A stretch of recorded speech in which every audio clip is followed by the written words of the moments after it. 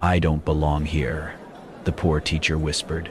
But her blind date was the Millionaire CEO with Grace Miller stood frozen on the marble steps outside the Grand Aveline Hotel, her fingers tightening around the strap of her thrifted handbag. The building loomed above her, glass and gold gleaming in the early evening light. Inside, chandeliers sparkled like constellations. Valets in black gloves opened doors for guests in suits that probably cost more than her rent. She stepped back, one foot on the sidewalk. This had to be a mistake. Why would anyone choose a hotel, a five-star one no less, for a blind date? Her mind raced. Maybe it was not a date at all. Maybe it was a setup, a prank, or worse. She whispered to herself, "This is stupid. I should just go home." But just as she turned to leave, a hotel concierge stepped outside, scanning a clipboard. "Miss Grace Miller?" She hesitated, wide-eyed. "Yes? Right this way, please. Your reservation is confirmed at the cafe." Grace blinked. "The cafe?"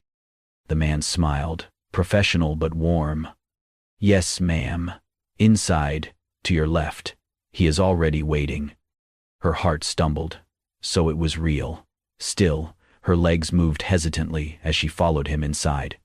The air in the lobby smelled like roses and polished wood. Every surface gleamed.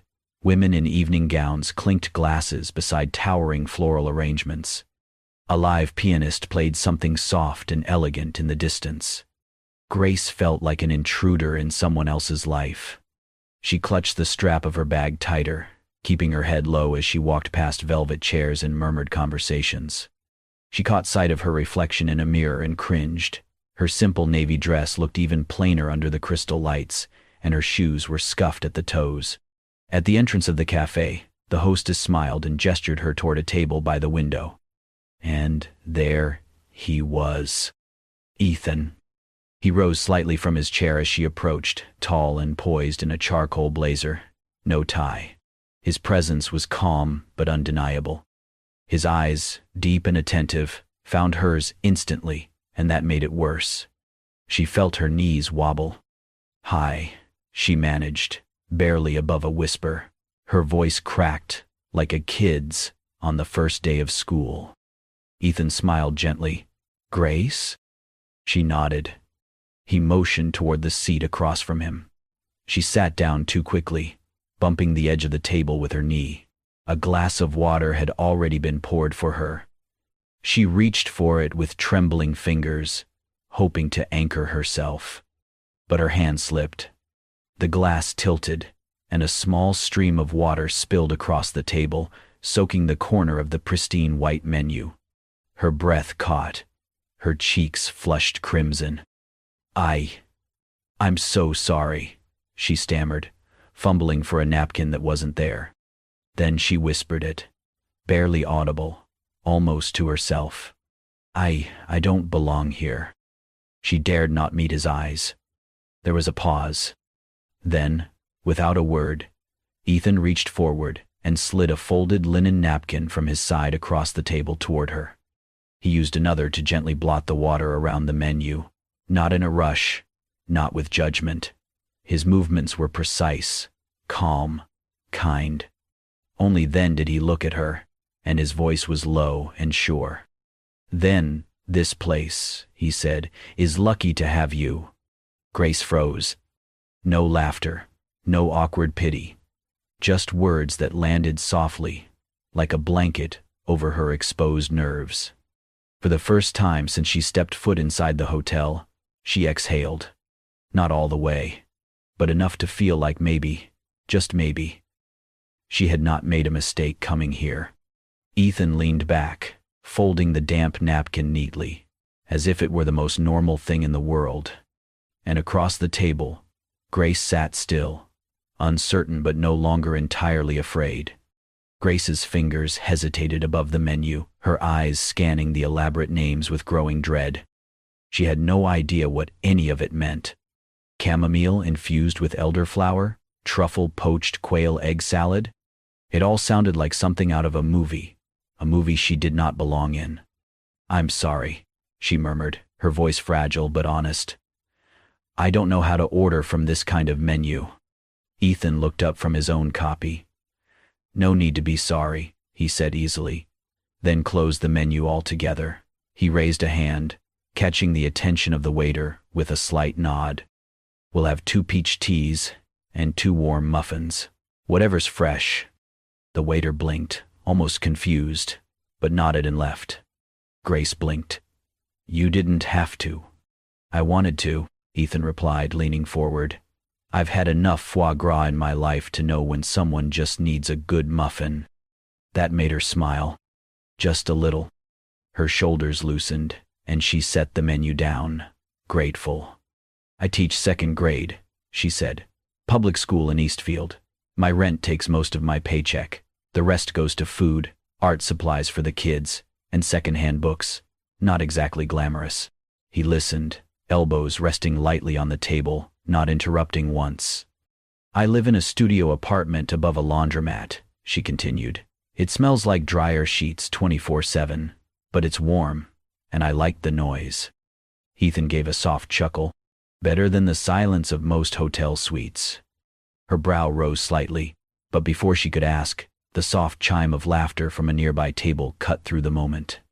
2 women seated across the room were glancing in their direction. One of them, dressed in a tailored navy dress and pearls, leaned toward her friend, not bothering to lower her voice.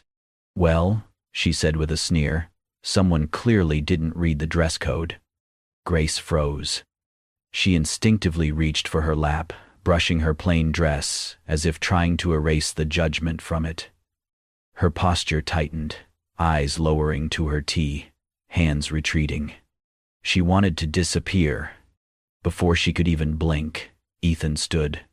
He didn't raise his voice. He didn't make a scene. He simply walked a few steps toward the 2 women, calm and composed. He looked at them, his expression unreadable but commanding. This guest, he said, is here because she was invited. His voice was low and firm. She belongs here because I say so. Kindly show the respect she deserves. The women fell silent, their smugness evaporating. Before either could respond, the restaurant manager appeared, eyes wide as he spotted Ethan. Mr. Remington, he said quickly, I'm terribly sorry. We'll handle this immediately. Ethan gave him a single, curt nod. Then he turned back and returned to the table, sitting down like nothing had happened. He didn't mention it again. Grace stared at him. You own this place? She asked, stunned. He met her eyes, steady. I do. She looked away, struggling to process the moment. Why didn't you say anything? Because it doesn't matter here. Not tonight.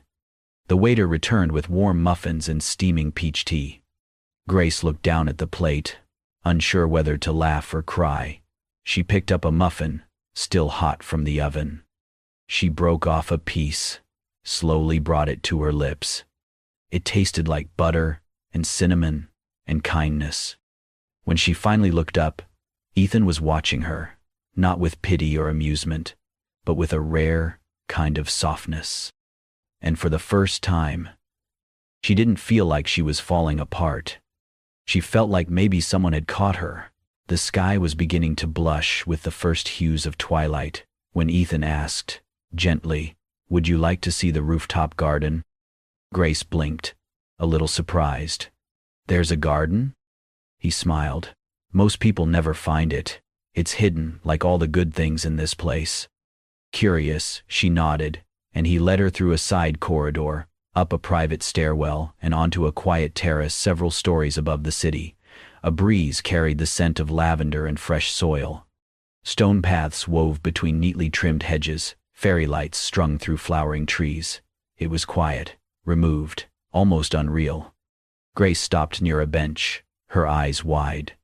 This is beautiful, she whispered. It doesn't feel like a hotel up here. Ethan didn't answer. He just watched her take it in.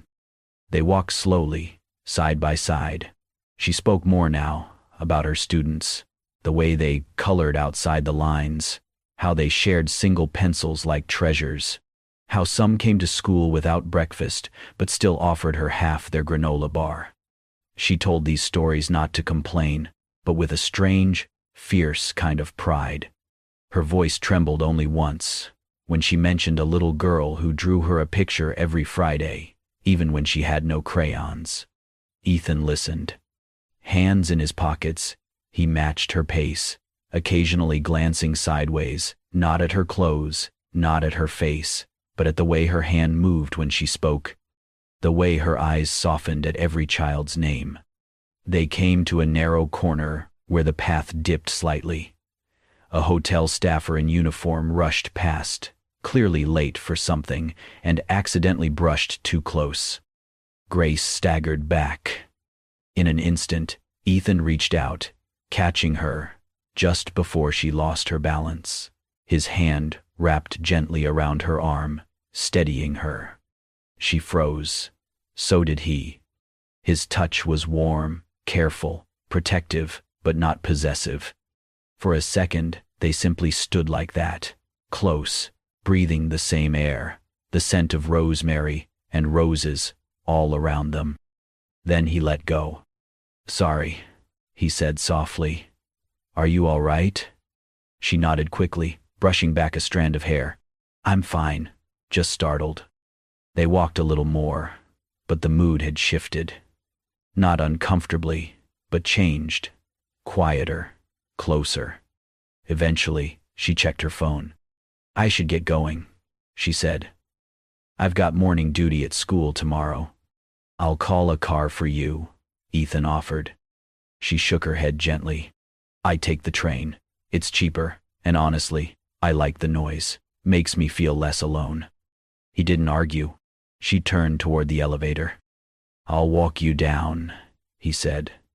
At the hotel lobby, she headed for the side entrance where the subway station lay, just across the street. Ethan followed, not too close. As she queued at the kiosk, she pulled a few crumpled dollar bills from her pocket, fed them into the machine, and collected her pass. She didn't see him discreetly step to another machine and do the same. The train arrived with its usual metallic screech.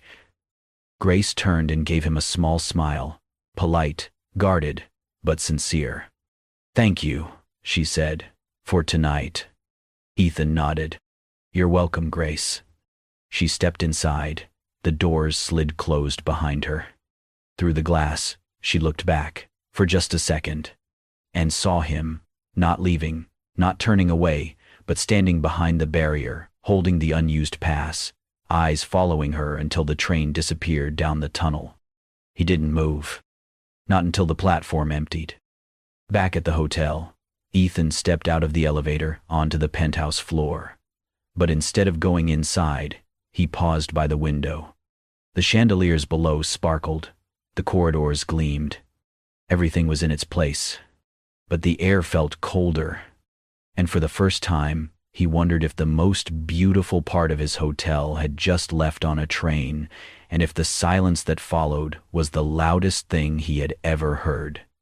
The breakfast spot Ethan chose was nothing like the hotel cafe.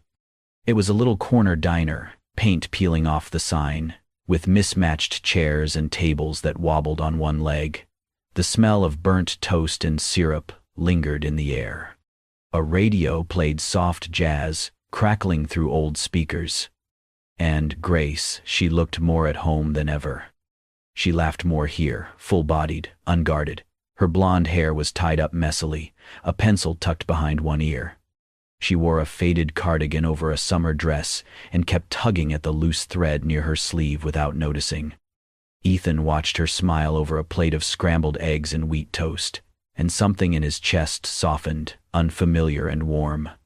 "This place has the best coffee in town," she said, sipping from a chipped mug, "even if the mugs don't match."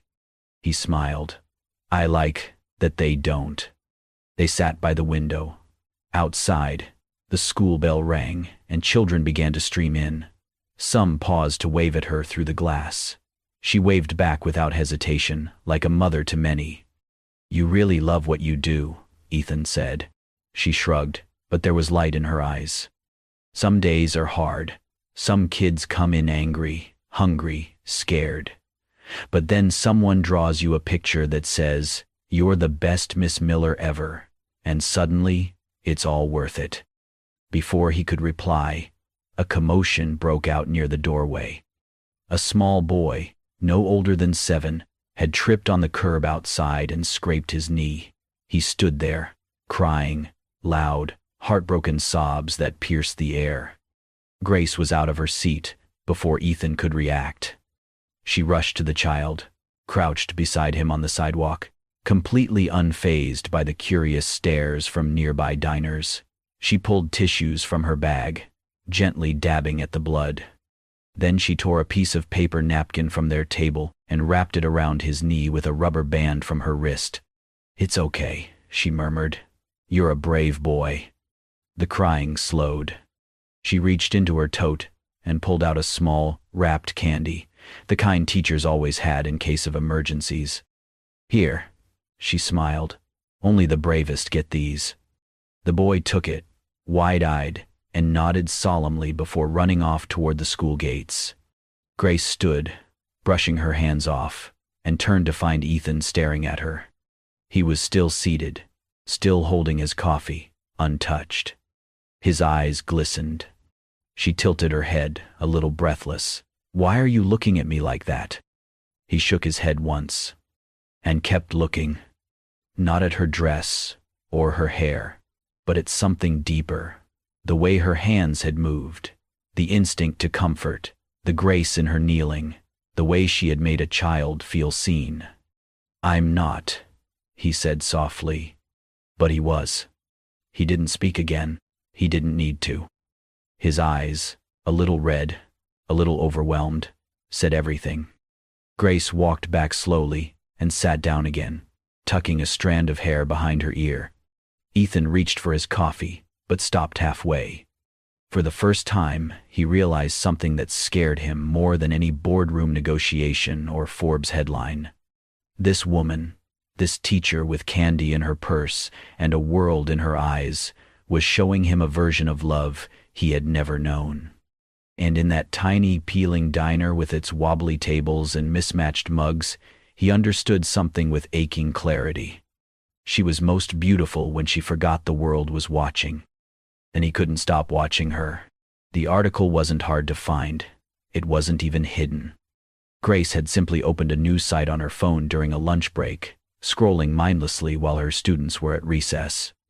Her thumb grazed headlines about world events, celebrity gossip, local business, then paused. There it was, right at the top of the page, bold and glaring. Ethan Remington. The quiet air of Remington hotels reemerges with a new vision for hospitality. A photo accompanied it.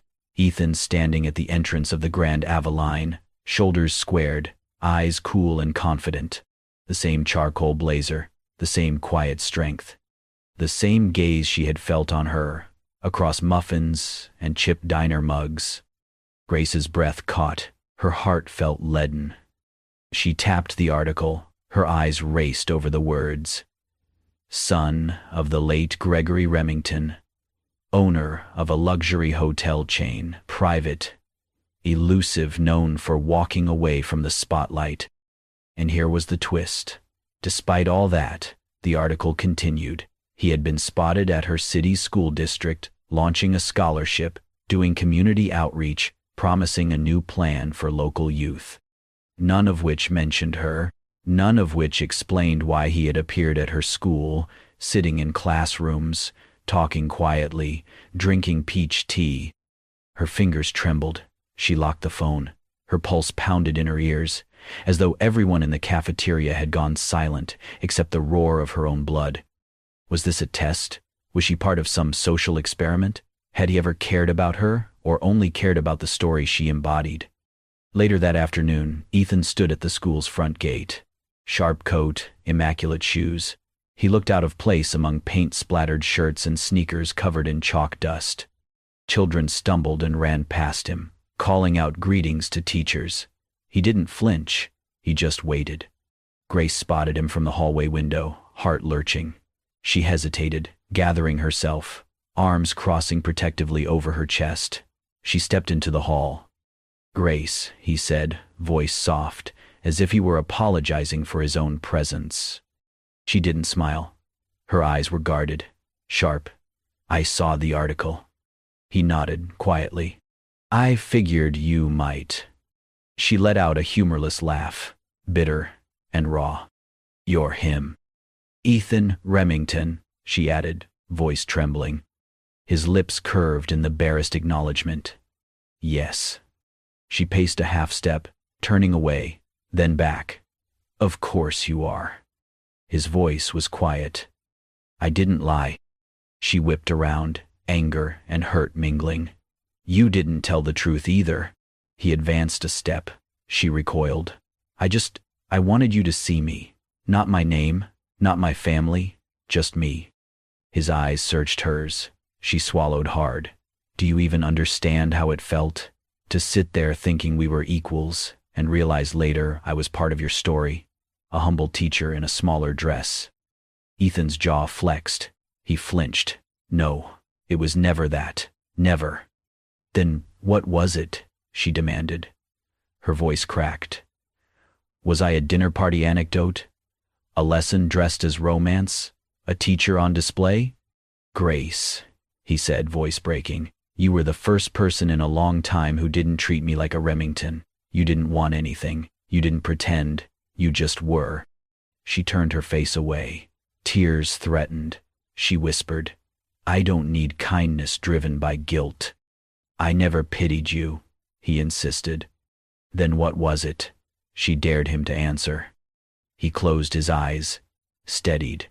A warm wind blew through the courtyard. Distant bells rang. "It was awe," he confessed. "I was in awe of you." His admission hung in the air like fragile glass. But Grace's walls, once cracked, were now rising. "I'm not a charity case," she said sharply. "I want someone who sees me as worthy, not inspiring."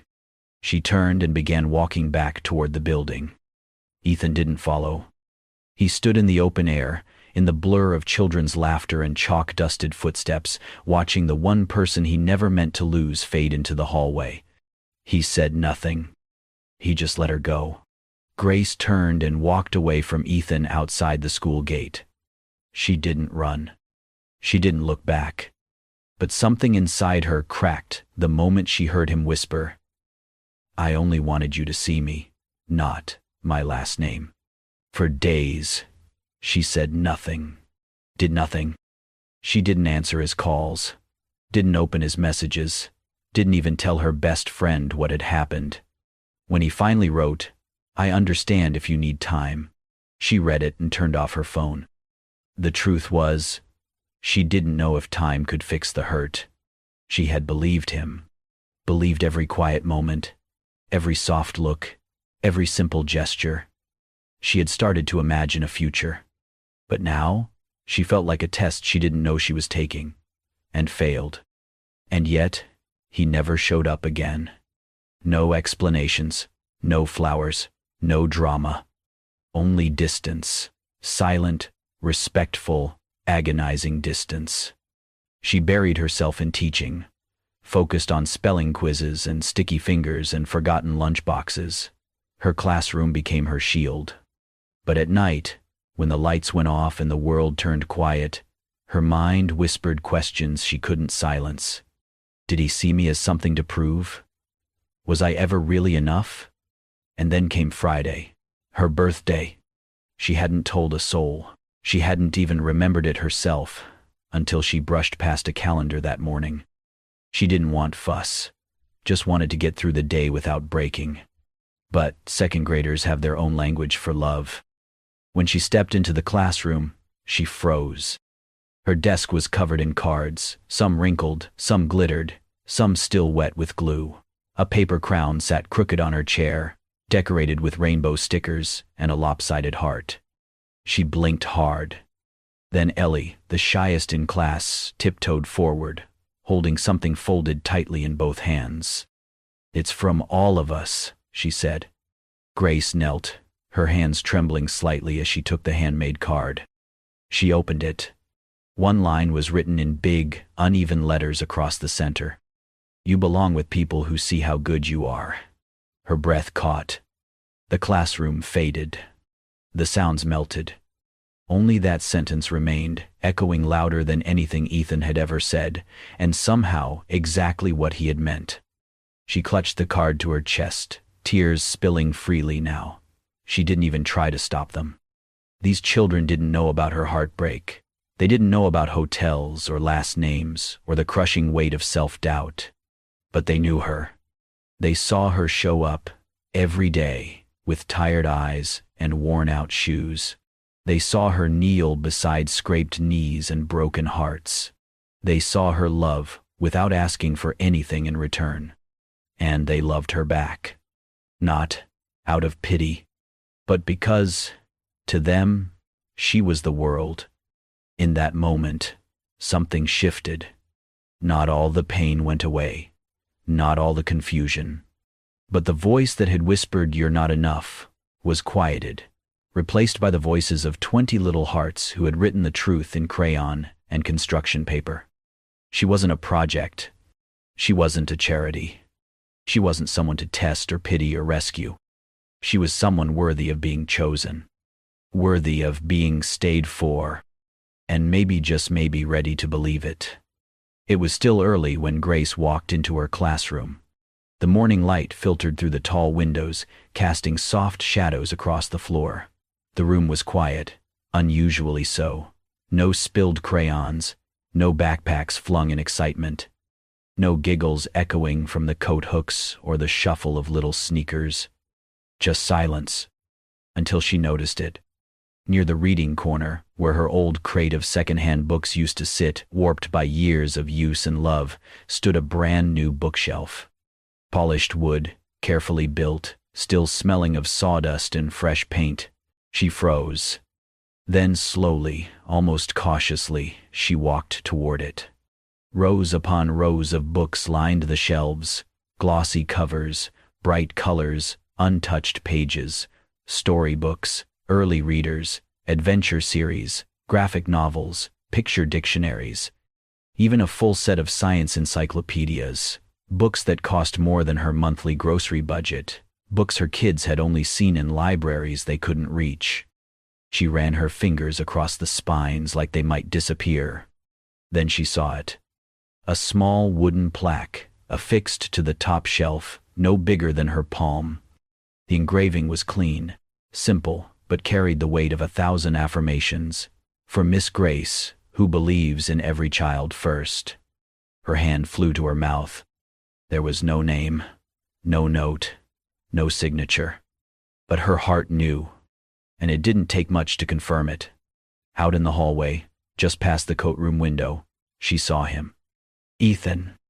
He sat on the bench across from her classroom door, his back slightly hunched, a brown paper bag in his lap, the kind she used to carry her breakfast in. She didn't need to open it to know what was inside. Cinnamon rolls. From the tiny corner bakery she had once mentioned, in passing, while laughing about how her students never finished their milk cartons. He hadn't brought roses or a handwritten letter. Just breakfast. And books. And something deeper than either. He didn't look up right away. He just sat there, quiet, waiting. Not for forgiveness, but for a moment to be allowed back in. Grace stepped into the hallway. Each step felt heavier than the last, her heart beat louder than her breath. When she reached him, he stood. He gently placed the bag beside him like it was fragile. Then he looked at her, really looked, and said only this: "I don't need you to belong in my world." A pause, a breath. "I just want to be the person who never walks away from yours." The words weren't wrapped in drama. They weren't pretty or clever. But they were real. And so was the way his eyes didn't plead. They simply waited. She didn't cry. Not yet. But she looked at him, really looked, and saw not the man from the hotel lobby or the man with the last name in glossy headlines. Just Ethan. The man who remembered the cinnamon rolls. The man who saw her kids like she did. The man who came back, not with promises, but with presence. And in that moment, in that quiet school hallway with chalk dust and children's laughter not far off, Grace began to believe again. The garden had never been this alive. Sunlight spilled through the leaves, dappling the grass with gold. Paper lanterns hung from low branches, swaying softly in the breeze like gentle whispers. Picnic blankets were spread across the lawn, patterned and colorful, as if stitched with joy. Wooden crates of books stood open beside hay bales, turned into reading stools, waiting to be discovered by curious hands. Children's laughter echoed off the courtyard walls of the Grand Hotel. But today, no one was checking in. No crisp uniforms hurried through the lobby. No lounge music floated from the grand piano.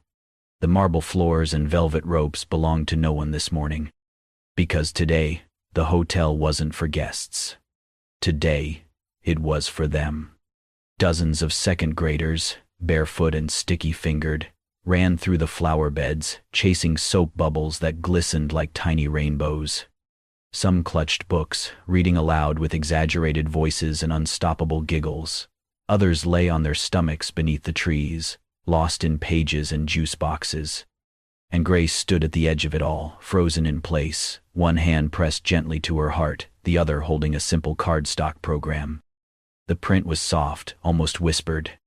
The Miller Reading Garden, in honor of those who believe in little hearts first.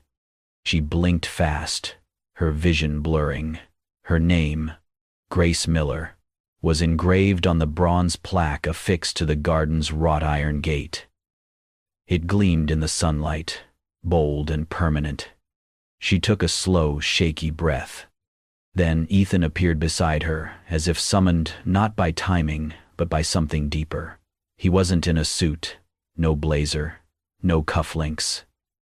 Just jeans and a cotton shirt, sleeves rolled to his forearms. His hair was wind-tousled, his stance relaxed, like he belonged here, not in boardrooms or business meetings, but in a garden full of storybooks and unbrushed ponytails. He didn't speak at first. He just stood next to her, watching what they'd made together. Some children sat cross-legged under the trees, enchanted by fairy tales. Others huddled together on picnic mats, sharing pages and secrets and sandwiches. "They've never had a trip like this," Grace whispered, voice thick with wonder. "They may never forget it." "I hope they don't," Ethan said, eyes on the children. "And I hope you don't either." She turned to look at him.